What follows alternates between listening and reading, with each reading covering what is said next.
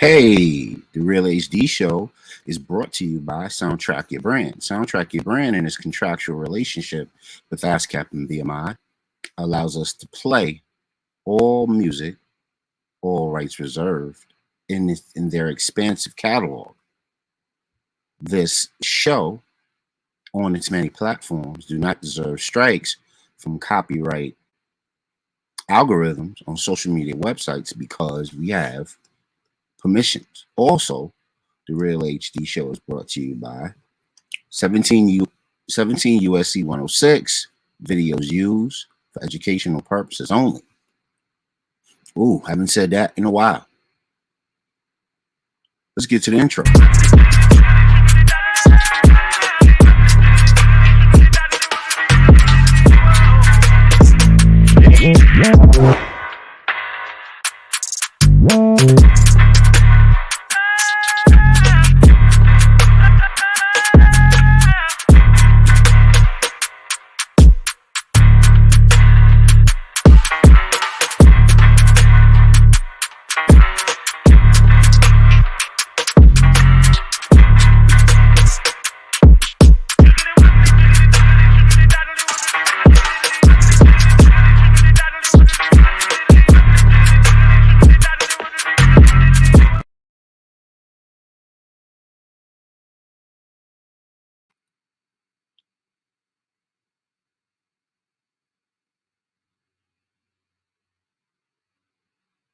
And now, a word from our sponsor.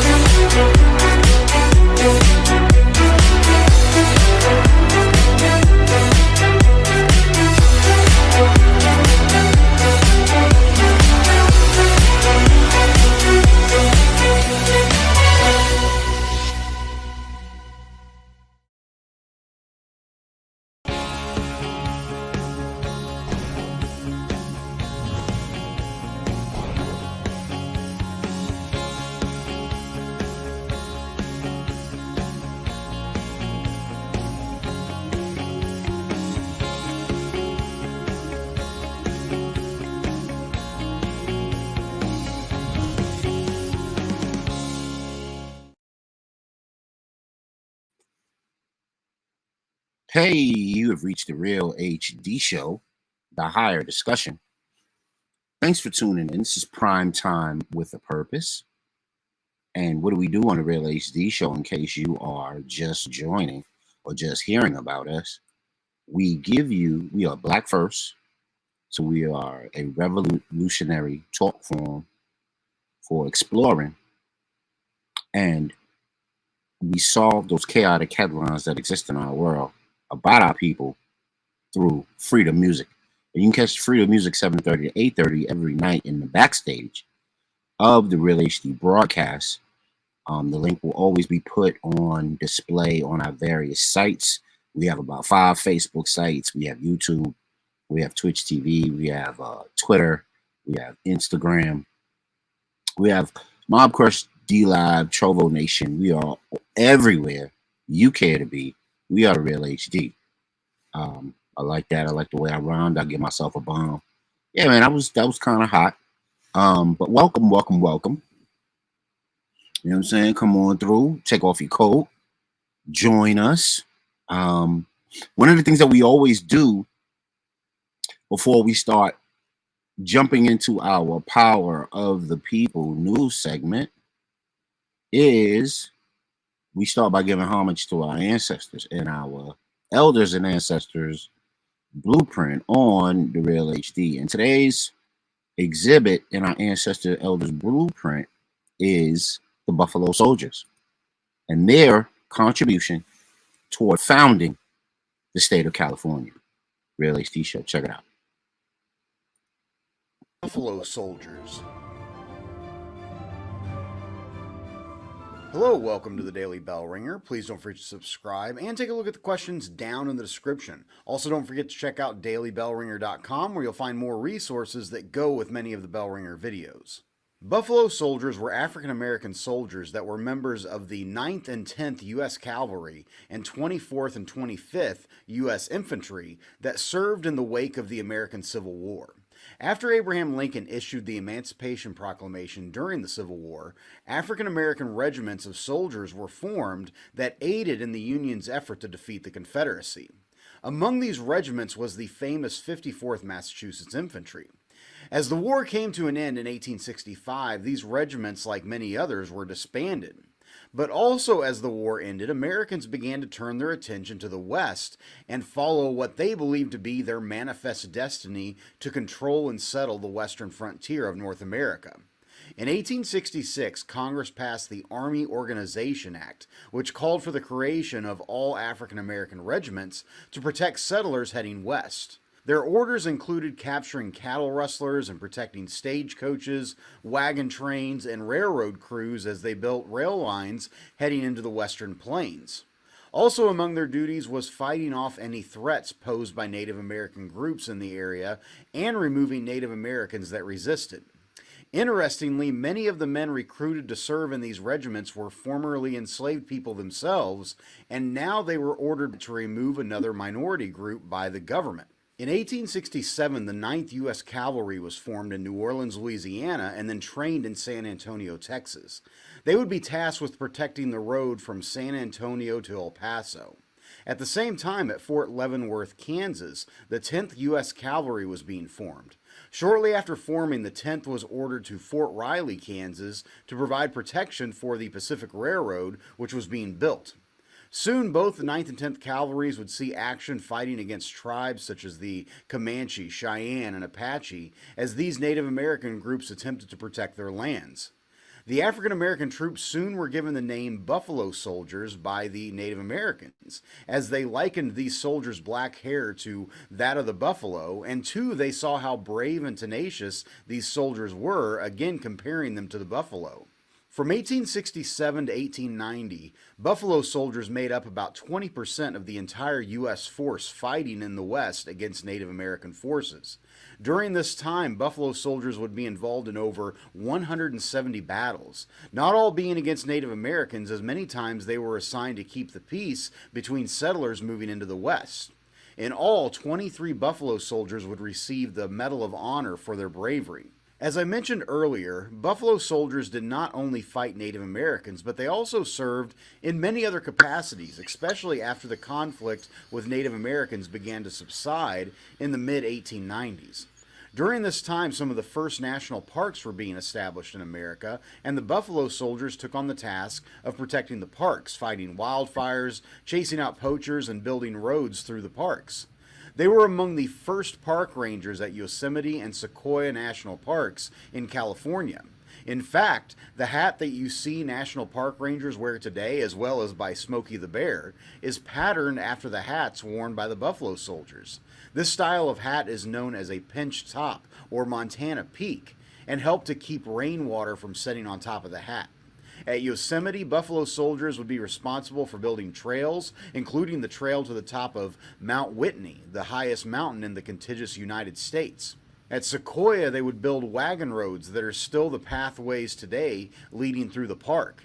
In addition to protecting the national parks, Buffalo Soldiers were also involved in conflicts overseas. In the late 1890s, they saw action during the Spanish-American War, fighting in many battles, including the Battle of San Juan Hill. They also were dispatched to the Philippines and saw action there shortly after the turn of the century. Many came under the command of famed General John J. Pershing, who commended them for their discipline and bravery. Unfortunately, during World War I, racism and discrimination relegated the Buffalo Soldiers to basically serving along the Mexican border rather than going to Europe to fight. Just prior to World War II, the 9th and 10th Cavalry were basically disbanded. However, many Buffalo Soldiers still in the infantry units saw action in Italy and the Pacific theater of the war. In 1948, President Harry Truman desegregated the U.S. military, and the Buffalo Soldiers regiments were disbanded, and members of these regiments were assigned to other units. Today, the Buffalo Soldiers are remembered as a symbol of bravery and resilience as they fought for the nation they loved and overcame the challenges. All right. That was our elders and ancestors blueprint. Why do we do that? Why do we play that particular uh, segment before the show starts? Because we want to pay homage to those who have come before us and their great work, number one. And numero dos is because we can almost always find answers in the work and the effort in the blueprint that our ancestors have laid for us to follow. Sometimes we overcomplicate things, like when you're trying to solve a really complicated math problem and you overthink it and you miss it by a long shot because you are thinking too far in ahead and not using the path that was laid before you. And certainly the Buffalo Soldiers laid a path, clearing not only the area of California, but pioneering the Western Plains, building roads, bridges, fighting in wars, ultimately the super unit that we grow to love. That was the subject of a Bob Marley song for their heroic work, the Buffalo Soldiers. That's right. Right here on the Real HD show, we try to give our ancestors and our elders their roses as much as possible. And right about now, it is time for our AAT report. Happy, healthier, and wiser. It is our health report that we bring to all our viewers almost every time we have a show because of the recent pandemic and a lot of the health inequalities, savage inequalities, I might add, that our people go through. It is ultra important to always bring them quality information on health, wealth, and well-being. And I want to thank this brother so much, and I hope his endeavors are fruitful right now as we speak. And we're going to go to none only the Maccabee, who wants to talk about organic eating. Real HD show. Check it out. Organic. If you can, try and get organic. If you can't, don't panic.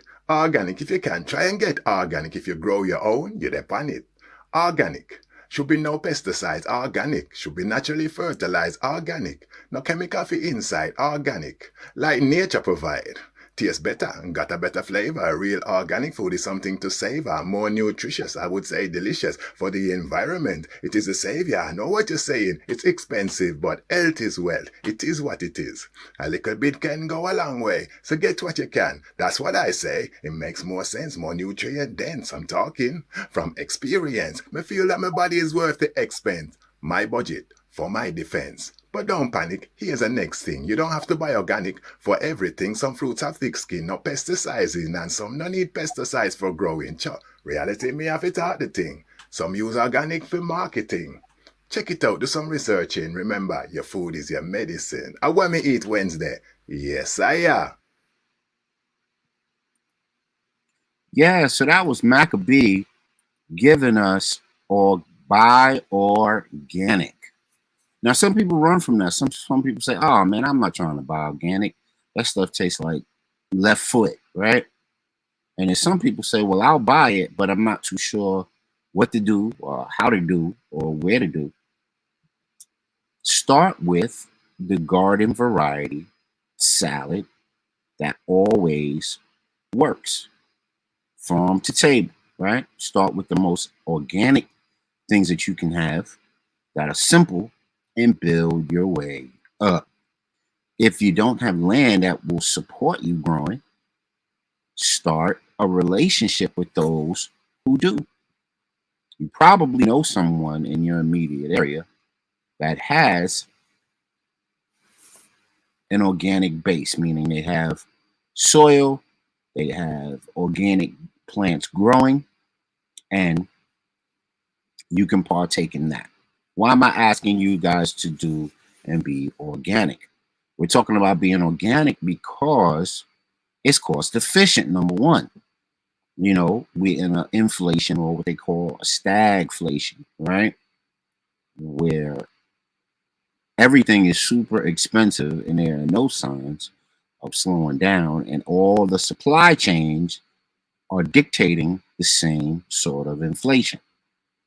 Therefore, the only way to bring down that inflation is to decrease the demand. You decrease the demand, you decrease the necessity for that particular product, and it's healthier for you in the process. Um, Also, be a seed harvester. You eat an apple, collect the seeds. You eat a tomato, save the seeds. You eat anything that is seeded, meaning life, right? Collect the seeds. Be a seed harvester. Establish relationships with your neighbors and your family members that do grow and enjoy farming and growing. And perhaps, you know, get next to them and create a relationship where you can learn from them what they do in your region to learn how to grow. Because it goes as simple as this: we have to be more conscious and purposeful by what we eat and how we eat. And the healthiest things to eat are things that are powered by water and the sun. And that is usually things that grow out of the ground, that have a chlorophyll base. That chlorophyll base um, collects solar energy. That energy, once eaten, gets transferred to you, and then you live happier, healthier, wealthier, and wiser. So that was our AAT report for a Wild Out Wednesday on the Real HD Show. Thank everybody for joining us that's on the show right now on our 5 Facebook channels, our YouTube channel, Twitch TV, Twitter, Instagram, Mob Crush, Trovo Nation, D Live, all the people in the place. Them. Hope you like the new digs. I put together this new stage here. It's kind of interactive. Let me know if you like it. If you like the old way we did the opening of the show and the background and the format of the show, let me know and I will switch it back. But for right now, this is how we rocking. And of course, we got one more segment, and it's called Our Stolen Legacy Moment segment on the Real HD Show. And it's featuring something really, really interesting that we're going to tie into a later discussion that we had. And it's about America's secret hidden gem. And we want to talk about Abubakar II, Mansa Abubakar II, Real HD Show. Check it out. What did he ever do? Video on the immense wealth of Mansa Musa, then you might remember that I mentioned his predecessor, Abu Bakari Keita. Fair use, Now, fair Mansa use. Abu Bakari was the brother of Musa. He was a keen traveller and explorer, and with his thirst for discovery, he left Musa in charge of the entire Mali Empire, while he went on this ambitious voyage across the Atlantic Ocean. Now, in medieval Europe, there was a common notion that the Atlantic Ocean was the edge of the world, and that any travel westward would ultimately result in either an endless journey until you died of dehydration or starvation, or being devoured by some kind of mythical sea creature. Either way, it was bad news. But Islamic thinkers at the time thought differently. They theorized that there was a lot to be discovered, and since Abu Bakari's childhood, this was something that had piqued his interest, and he wanted to find out for himself. So he put together a fleet and he sent them out in search of land. Much later, when Musa was given charge of the Mali Empire, he actually told the story of Mansa Abu Bakari when he was on that famous Hajj to Mecca. Now, if none of this is making sense to you, then go back and check out that video. I'm going to link it here, I think, and then make sure you come straight back to this one. But when Mansa Musa stopped off in Egypt, he spoke to an Arab historian by the name Shihab al-Umari, where he said, "The monarch who preceded me would not believe that it was impossible to discover the limits of the neighbouring sea. He wished to know. He persisted in his plan. He caused the equipping of 200 ships and filled them with men, and of each such number that were filled with gold, water, and food for 2 years. He said to the commanders, "Do not return until you have reached the end of the ocean, or when you have exhausted your food and water." Abu Bakr was already a well-travelled and well-educated man, and there was no doubt that he wanted to spread the influence and culture of the Mali Empire far beyond the African shoreline. It's said that the crew not only consisted of sailors, but also builders and traders, as well as scholars and even artists. This was a man who was not only confident that there was land to be found, but also that that land could signal the beginning of another phase of expansion for the Mali Empire. Now, this journey would ultimately be unsuccessful. Of the 200 ships that set sail, only one would return, with the captain claiming that the fleet had come across what seemed to be a river flowing through an open ocean. He'd watched the other ships disappear into its broad current, and rather than following them into what would have been an inevitable end, he made the sensible choice to turn the ship around and take his men back to the Mali Empire. Now, this would technically be Abu Bakr's first attempt at discovering what lay beyond the Atlantic Ocean, and quite frankly, it would pale in comparison to his second attempt. For this, he expanded the fleet from 200 to 2,000 ships, and for this trip, Abu Bakr made himself the commander, because everybody knows if you want a job doing properly, then you've got to do it yourself. And to be fair to him, he did it in style. He had the flagship built specifically for his own needs, including a lavish throne as its centerpiece, because of course no emperor can be without his throne. Instructing that if he should not return, Musa would inherit the empire, Abu Bakr set off along the Senegal River in the year 1311, and ultimately he would never return to Mali. Musa would become the emperor just a year later in 1312. Just a reminder that Abu Bakr set off on his journey nearly 200 years before Christopher Columbus did in 1492. So you might ask, why is his story not as famous as Columbus? And maybe the obvious answer is that he never completed the journey. What with the previous fleet all but perishing, and the fact that Abu Bakr was never seen again, it could be reasonable to presume that he had suffered the same fate. But the truth is, we just don't know whether or not Abu Bakr himself actually set foot on American soil. What we do know, however, is that there is strong evidence to suggest that West Africans certainly made it to American shores around this time. How do we know this? Well, Columbus told us himself. In his journal, he documented conversations with the Native Americans, and he confirmed that black-skinned people had come from the southeast in boats, trading gold-tipped spears. The natives described the spearheads as guanin, which either comes from the Taino people, the indigenous people of the Caribbean, or from the Mandinkan language, the language of the Mali Empire. And to strengthen the case, chemical analysis suggests that the most likely source of the gold was indeed West Africa. So, was it possible that Abu Bakr landed in the Caribbean before moving northwards towards mainland America? Columbus also noted that the Native Americans he came across were wearing handkerchiefs which were strikingly similar to what could be found in West Africa. So, picture the scene.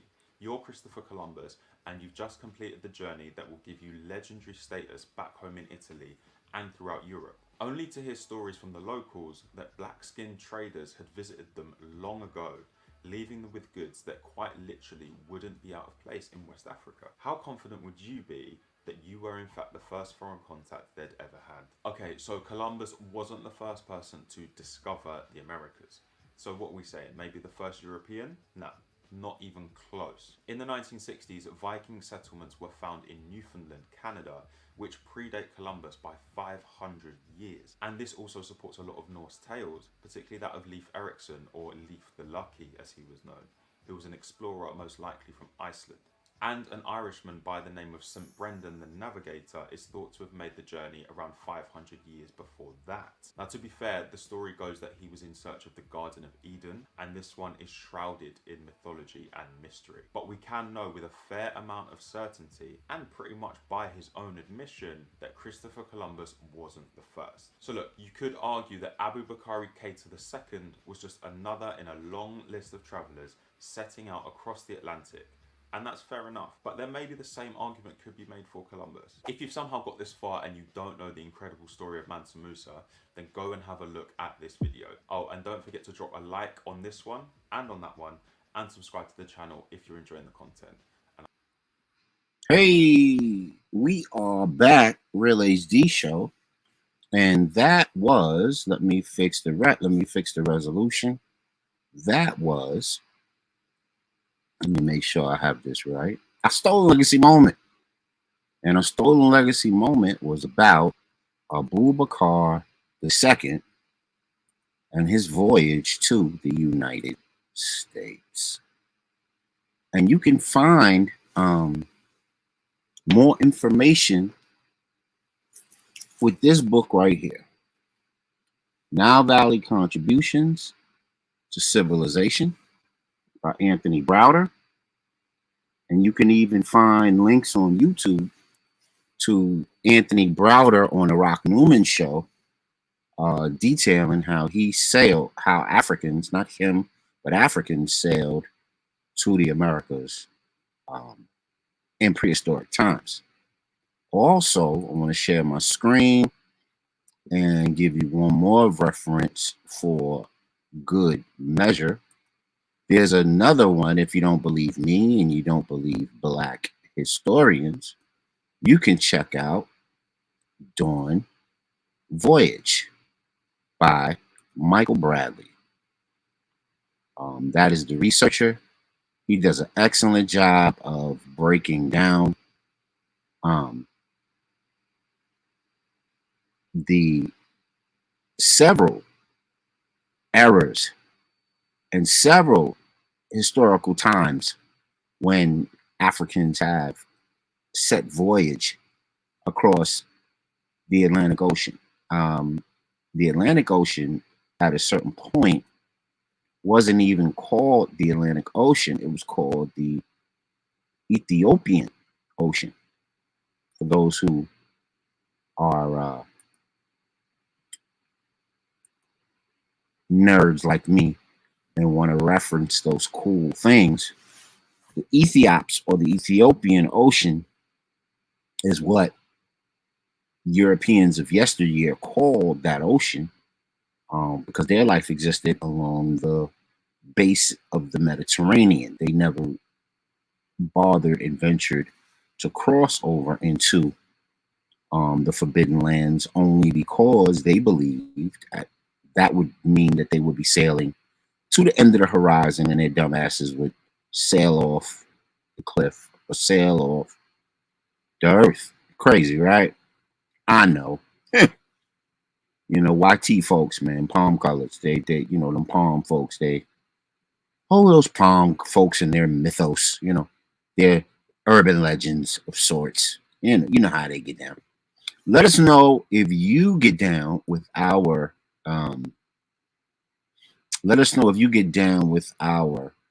stolen legacy moment about Abu Bakr II, and there's a reason why we did that tonight. That's going to tie in well to a subject matter that we're going to speak about in a bit. How'd you guys enjoy your SatanCon? Did you guys get your party on? Did you get your pentagram and your sickle and your Baphomet and your Moloch on? Did y'all do y'all thing? It was sold out, I heard, in Boston. If y'all went to SatanCon, man, let me know. I was building with wifey earlier today, talking about the significance of this and how people overestimated, underestimated, and don't understand the power of words and how words lead in the context that words have in their meaning of what you are actually looking at and its significance in your life. So is this a symbol of success and of integrity and of positive and prosperity? Hell to the no. But there are meanings of this, and I went over some of them in our last show. I won't do it again. I was saving this for Brother Mozzie if he was going to join tonight, but that's cool if he's not, because we still got you out there. Did you go to SatanCon like Comic Con? Did you cosplay at SatanCon? Let us know. What do Black people think about SatanCon? This is wild. It took place last week in Boston. And what in the world does this have to do with us? Let us know on the Real HD show. That's what we're here for. That is the show. But let's get to why we're here, the actual topic of the show. And if you don't know, you're about to know. And it sits right here. This just in, snitch bots. You heard it right. Snitch bots. And we are not going to waste one more plum second. Let's get right to it. Is NYPD snitch bots a glimpse into the future of racist policing?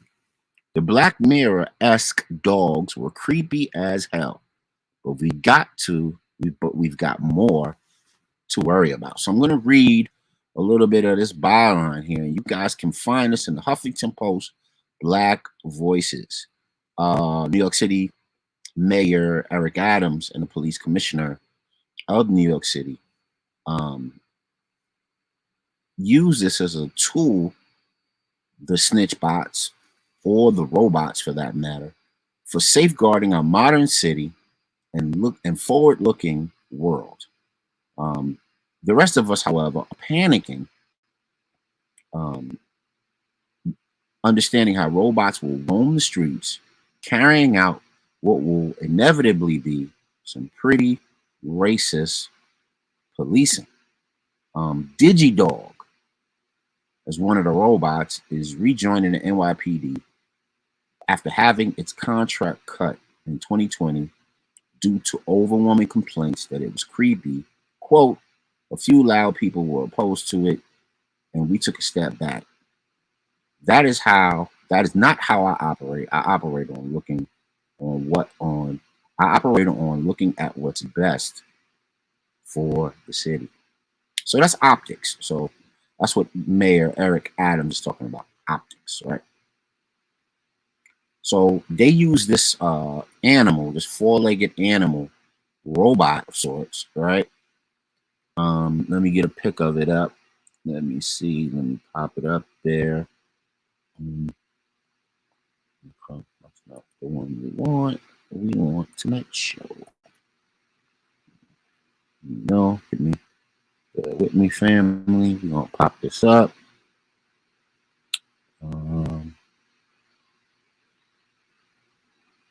There we go.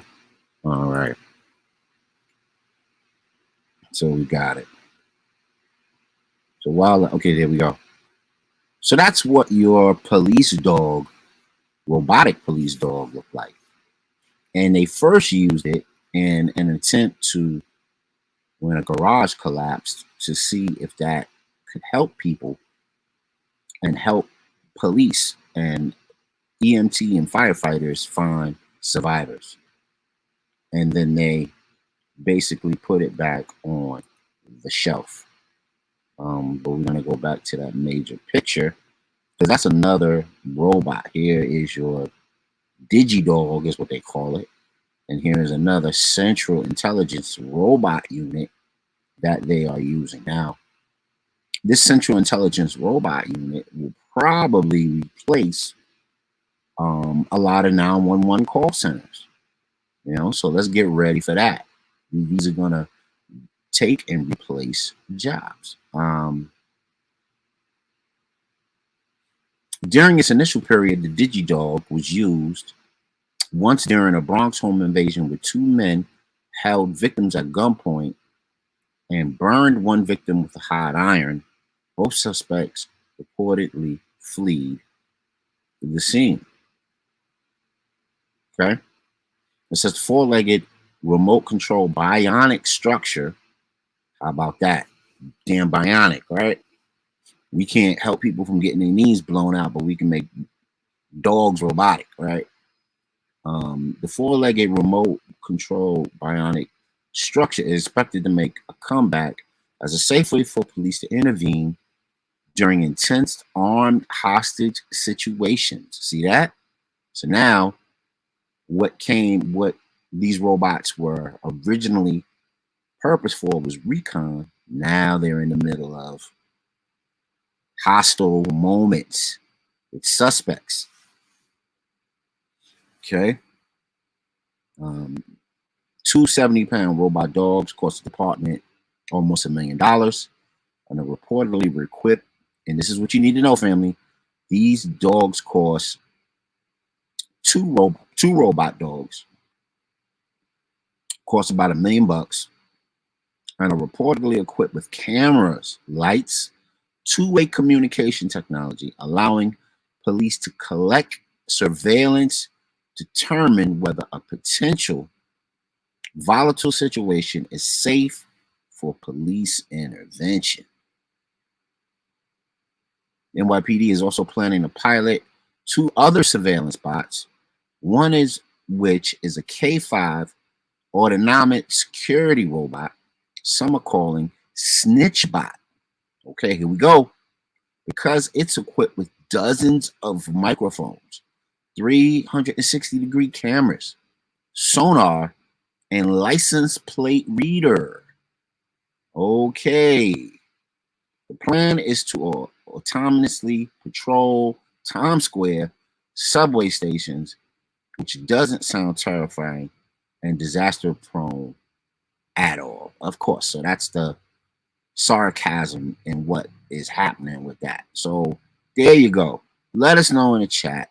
Are you down for the digibots, or what they call the snitch bots? You ready for that? I have some other pictures of what these bots would look like. Some of their more tactical and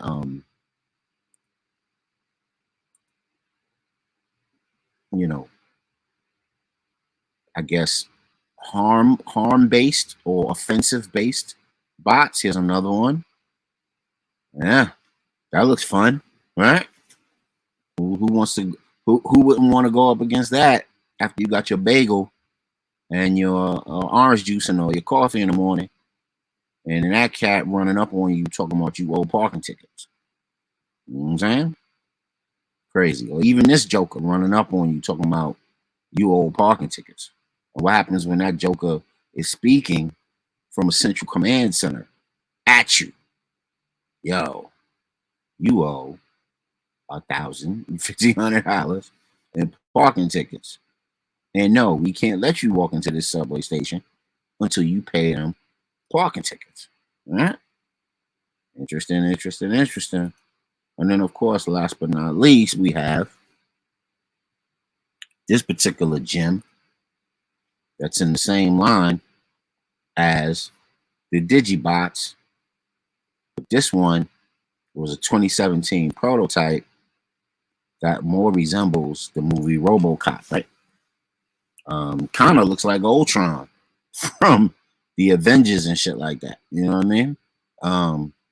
Let us know where you at with this. You okay with this? Is this what you want your tax money to go to as New York citizens? Talk to us.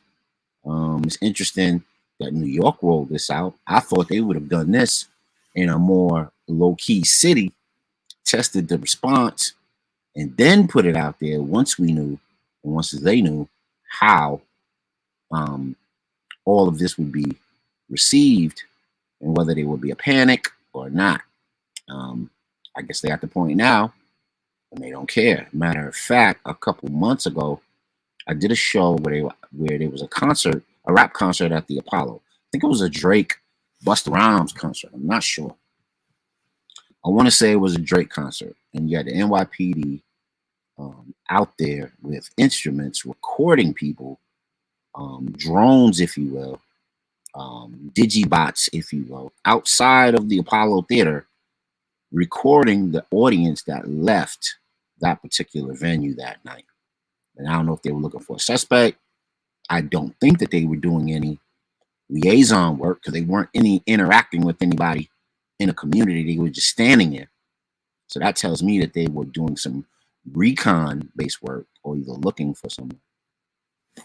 But let us know how you feel about this particular move. And are you with the new, which is the snitch bots? Dozens of sonar, speakers, and cameras, 360 cameras, remote control relays, all sorts of high-tech equipment. And it's all to aid the police. And what's interesting is you don't hear Here's a question. Why don't you hear how these instruments will help people? You're just hearing that they're going to aid police. Interesting. So you remember that quote that we have, right? Where all reserve powers in the Constitution, 10th Amendment, that don't get claimed by the state and are not exercised by authorities are reserved for the people. But where are the people when you're talking about issues like this?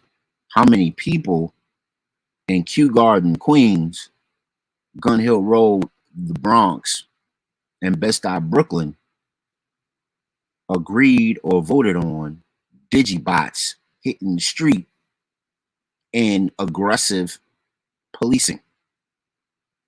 Y'all ready for that? Let me know. Put it in the chat. Let me see where you at.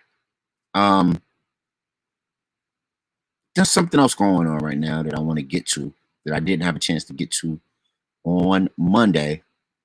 And that's this right here. TD Jakes joins forces with Wells Fargo for initiative to drive $1 billion to the Black community by 2033.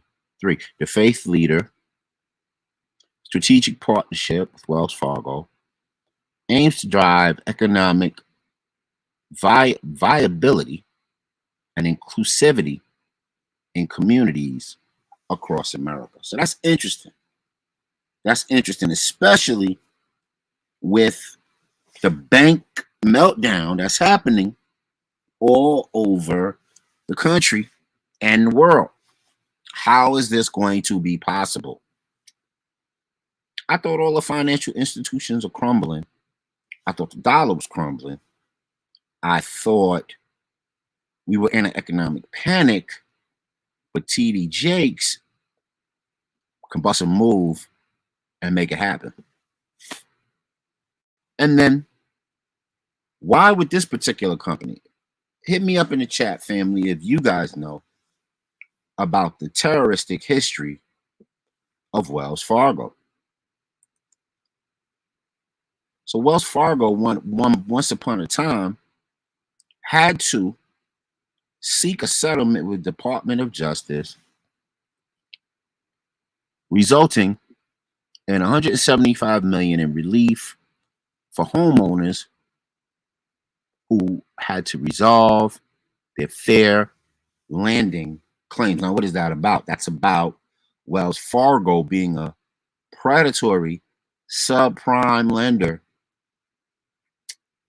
years ago, roughly around 2008, between 2008 and 2016, giving all types of dangerous loans to Black people. And then when those loans did not pan out, with all kinds of high interest rates, and then when those loans didn't pan out, Wells Fargo, of course, seized property, put Black people in a way, probably giving them bad arm mortgages, et cetera, et cetera, et cetera, which would have ultimately made them more money and not been at the interest of home ownership of Black people. And of course, if we did not know, perhaps we should know that Wells Fargo as a company used to be called Wachovia or Witchovia Bank, and their lineage and chronology dates back to slavery. So their forebearers as a banking institution are crooked, and they are operating right now on a legacy of slave money. So there's your Wells Fargo. There's your TD Jakes partnership. So how do they survive in these economic times when the dollar seems to be doing backflips? How do they survive with given their history of savage lending and their connection as an institution for garnering money and being a financial institution that benefited from the slave trade in means of financing. So let us know. Put it in the chat. Let us know where you at. Let us know where you want to be and what you want to get involved with on that story. Timestamp it, and please let us know where you at and where you are going. What you think about that thing? Okay, so here's another one. World's first AI supermodel is a black woman, but her creator is a white man who reaps the profit. How do we feel about this, family? So we know AI is the latest wave in things hyper technology, and AI, of course, had some salacious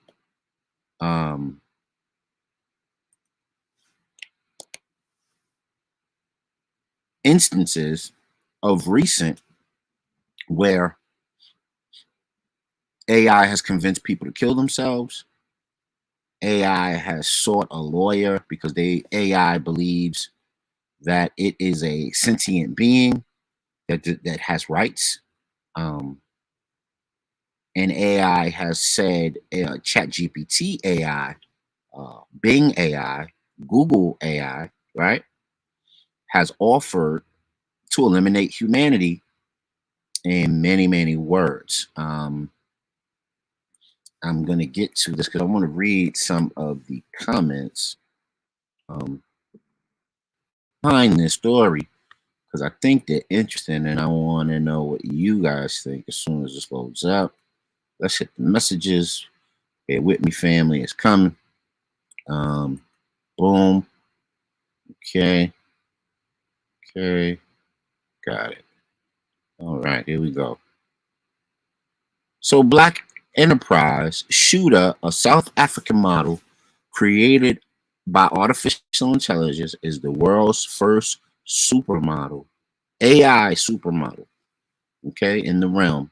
And her popularity is growing rapidly. Creator James Cameron Wilson, a white man, is being criticized for profiting off of a black model's digital career.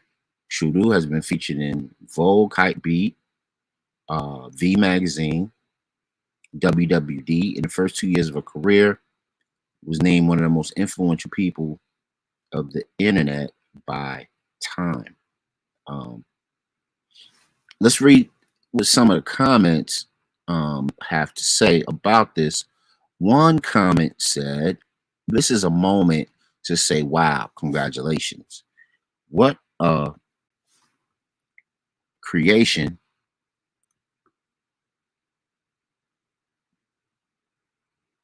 What an amazing creation. Thank you for presenting a positive image of a South African woman. If we are provoked to anger, we should first check our hearts. If he didn't create Shudu, who would have? What black skinned person do you support who is a graphic designer, developer, entrepreneur? And what are you doing to uplift the black people around you?" So that's what one commenter said. Another one, I am NMB, says, the reality is, if you're not in STEM, it's going to be extremely hard adjustment. African Americans were at the bottom of this list in every single one of these areas. That's a serious problem. We have to start looking at things for what they are and pivot. Read, learn, and do it now. I was part of a logistics team in Dubai, and what they really got going is nuts. We are not ready in any capacity. Now, that I agree with. We do have to step up our interest in STEM and our ability to be inventive and creative, but we know we don't have a problem with that, right? Just like the brother who was the security guard at the Tops in Buffalo that got shot up by the race soldier and his invention of a hydrogen engine, and then all of a sudden he passes away. Um, Homemade Major says, I mean, if a white person adopts a black kid and that kid becomes successful in life, is that exploitation? He created an artificial supermodel, like did the work to bring to life. LOL. And race is the point. Are we suing white movie studios for profiting off black actors and actresses? I don't know. Okay. Manifesto says, in a make believe world, they still want to use us as a prop. These people are sick and obsessed with our likeness. Why can't they just be themselves? This is disrespectful and tacky. I agree. And you know who she reminds me of? She reminds me of Miss Universe. Let me get her up there. South African Miss. South African Miss Universe. Zozie is her name. Zozie Beanie Toonsy, but everybody calls her Zozie. Yep. So she reminds me of Zozie. Her look is very much the same with the low haircut and all of that. Okay, so one J Digi says, wait till y'all read about the people who created Black Panther and Shaft. Might want to sit down for this one. Same thing. Another commenter says, Sister Soldier. Hey, Sister Soldier. Same thing. I hope this is real, Sister Soldier. Same thing with the first black AI rapper. We needed to work together to cancel this, just like we did the first one. Culture and image appropriation. I mean, I agree. I believe it's cultural appropriation. And the only reason you need to be very, very leery of AI supermodel is, number one, the internet and AI and the metaverse and all that other stuff is still very unregulated. So that means, what people do with your likeness is very, very important. And we know white people have an obsession with melanated people and their likeness. And some people say they have a God complex. And then by proxy, black people do the same, caught up in the lost cause or the lost value system, or just having a slave mentality. And just given the history of white people manipulating and managing the image of black people in whatever capacity it is, it just shouldn't happen. They haven't done enough to rectify past wrongs, as far as murdering, stealing, pillaging, terrorizing, cultural appropriation, and such, that we would allow them the opportunity to manipulate and manage our future images. Let us know where you at, man. Put it in the chat. How do you feel about the world's first AI supermodel as a black woman and her creator, this James Wilson cat? Also, what's very important to note is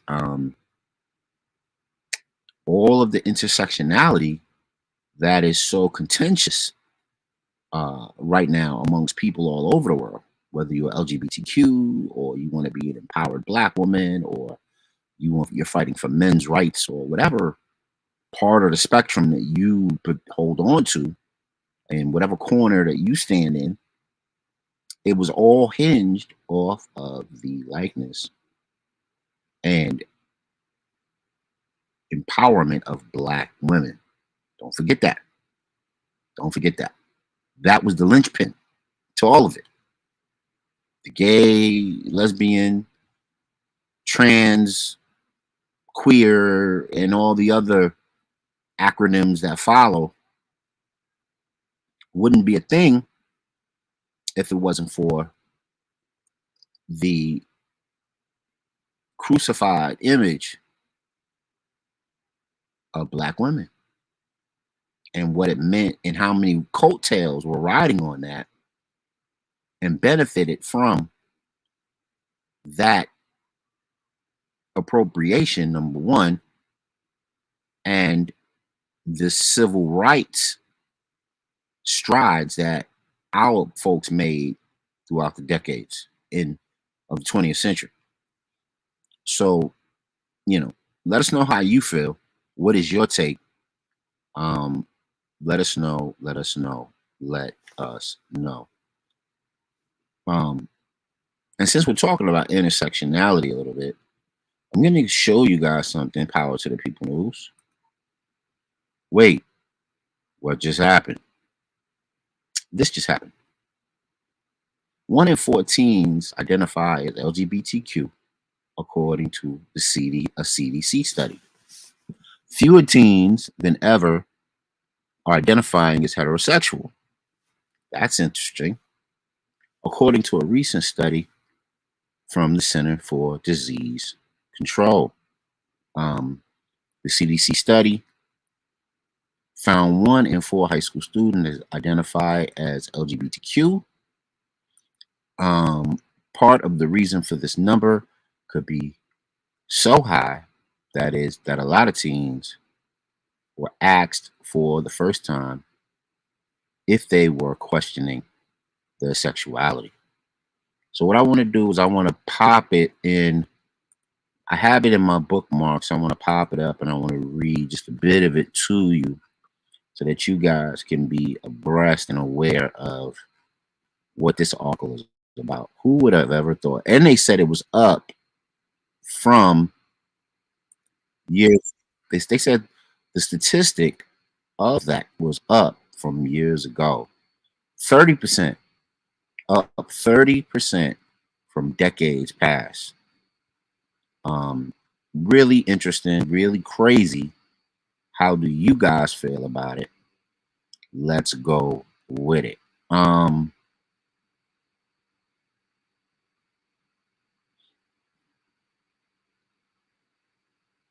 Okay, let me just pop it in here. Bear with me, fam. Okay.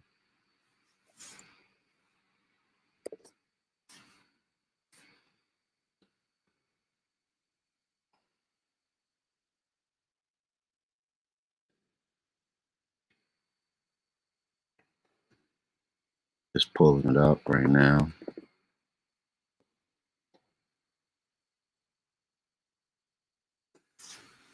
Okay.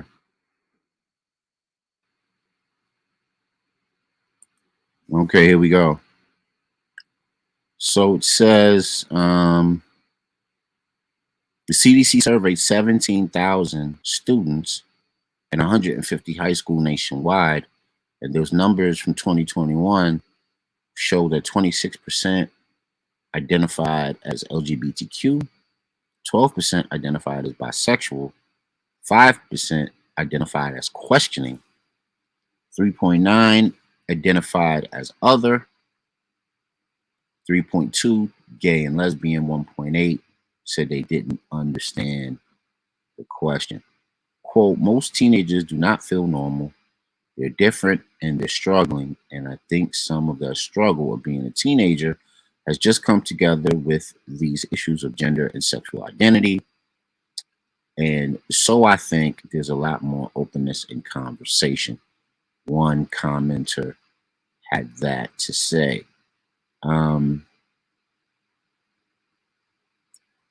That person also said there is a tendency to lump gender identity with sexual identity. So this could also play into the numbers of students who label themselves as questioning or identifying as trans or non-binary. Interesting stuff. Interesting stuff. So I want to jump into something real quick. Because more and more we're experiencing young people, like it says here, 25% of young people, teens, right? I used to teach that Washington State right now is in the midst of, they will punish parents if the parents don't identify with the sexual change wishes or the sexual identity wishes of a given student.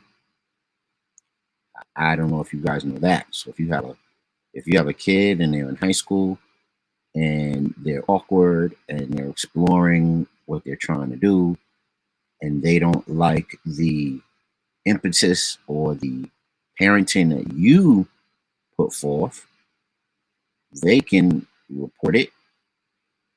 They don't like the discipline that you put out, they can report it, and the government can hide them from you as a method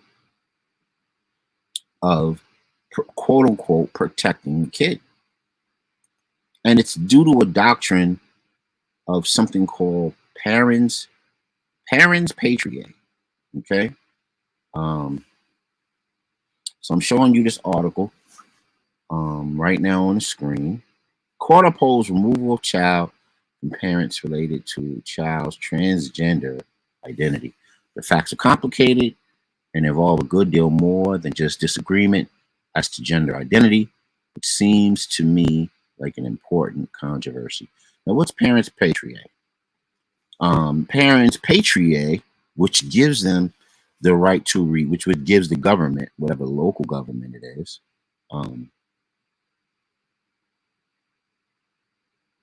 that's the doctrine by which Washington and certain other states successfully can remove your child from your home or from your care as a parent. Not all states are doing this, but just Washington for now, and there may be one or two others, but they can remove a child from your care if you do not agree with their decisions for being transgender. And then they can actually help the child have a transgender surgery without your knowledge. Incredible stuff. Incredible stuff. Let us know where you are on these issues so that we can have a conversation about this. This is important stuff. I'm trying to get to the link that I know I saved this. I'm just trying to find it as we go through it. This might be it here. Don't want to leave.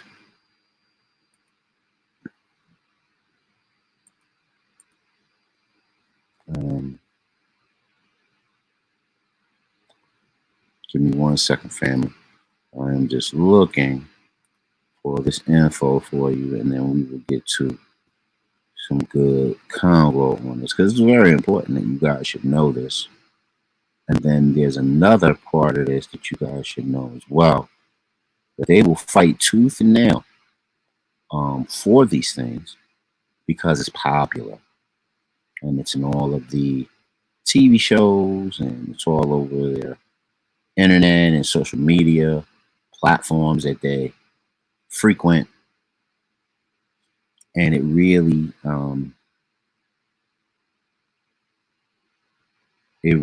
is a point of contention as we speak because it's, especially on the West Coast, it is driving parents to the brink of going crazy.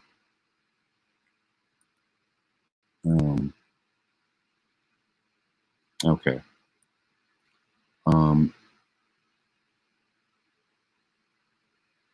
it says, in the matter of the Indiana courts, one mother who said that they were abusing the child. DCS received a report alleging mother was verbally and abusing 16-year-old by using rude and demeaning language toward the child's transgender identity. And as a result, the child had thoughts of self-harm. A DS family case manager investigated reports, met with the parents and siblings, and spoke by phone with representatives of the child's school. And just to make a long story short with this one,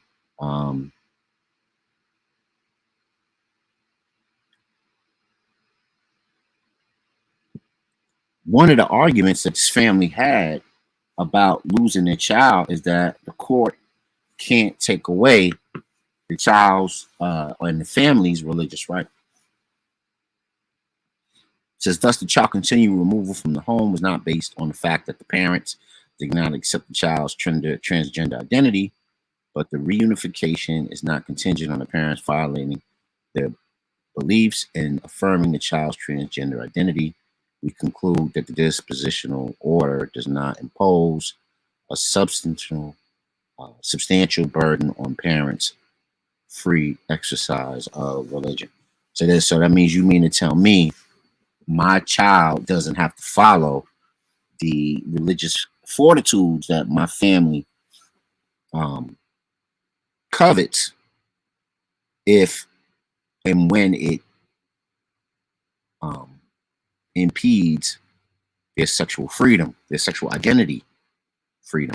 All right. So let's get to this parents patriae piece.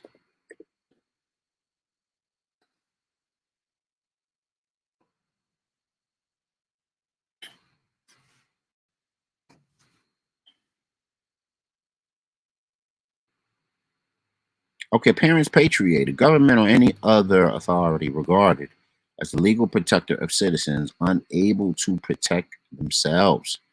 The principle of that political authority carries with it the responsibility of protecting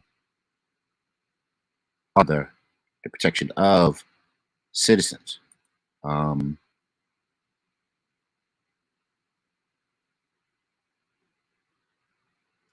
Basically saying that the government will stand as sovereign interests of children because in their eyes the child cannot protect themselves, and they likened it to the most I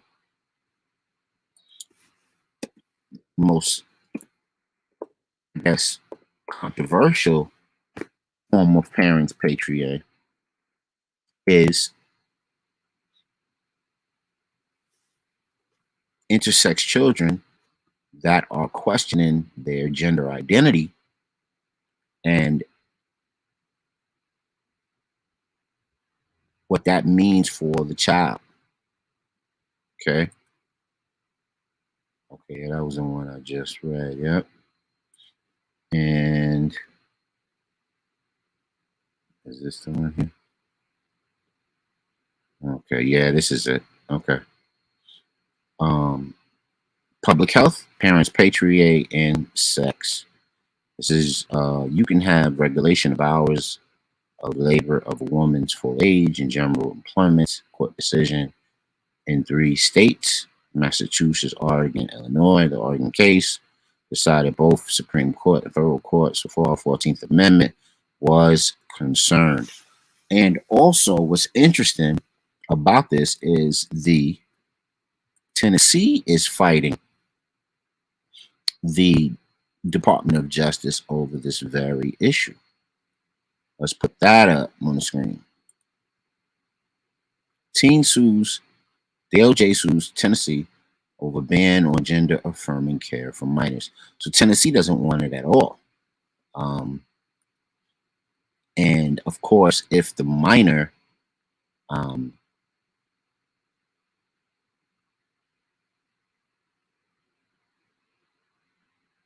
yeah. So Tennessee is forbidding it. And the Department of Justice, as a federal entity, is suing the state of Tennessee for banning gender-affirming care for minors. And of course, we all heard how recently Kamala Harris went over to several African countries, bribing them with money, millions of dollars at that, hundreds of millions of dollars at that, so that they could begin to assert LGBTQ lifestyles into their countries. And their Supreme Courts and their federal courts banned Kamala Harris and her wishes. Let us know how you feel about this. Do you think the Department of Justice is right?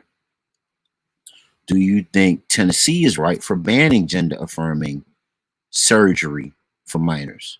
Do you think the state of Oregon is right where they will use and invoke parents' patriae, which is a policy or law, if you will, that allows the government of Washington to seize children if the parents disagree with their gender or sexual identity? Let us know in the chat. Let us know where you at. I will put your comments on the screen. And we are getting ready to close out for tonight. We thank everybody who was rocking with us on all platforms. Facebook, we thank YouTube, we thank Twitch TV, we thank Twitter, Instagram, Trovo Live, D Nation, Mob Crush, always heavy in here. Got a couple hundred rocking with us on Mob Crush. Mob Crush is a game, social media based site, right? Just like Twitch, and people tune in from all over to see all types of content, not just video games. So everybody that was rocking with us, we appreciate you. Get on board the Real HD train. Tell us what you think of these issues. Are you rocking with SatanCon? Let us know if SatanCon is touching your heart. Let us know if the snitch bot era, you ready for them snitch bots, right? Are you a snitch bot? And we'll do part 2 of the snitch bot series, because there's a second half of that that's very, very important.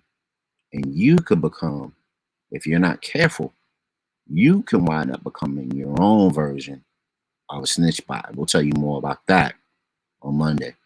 1 in 4 teens are identifying as being LGBTQ. You got TD Jakes partnering with Wells Fargo. Why, I don't know. You got parents' patriae and the court upholding the removal of children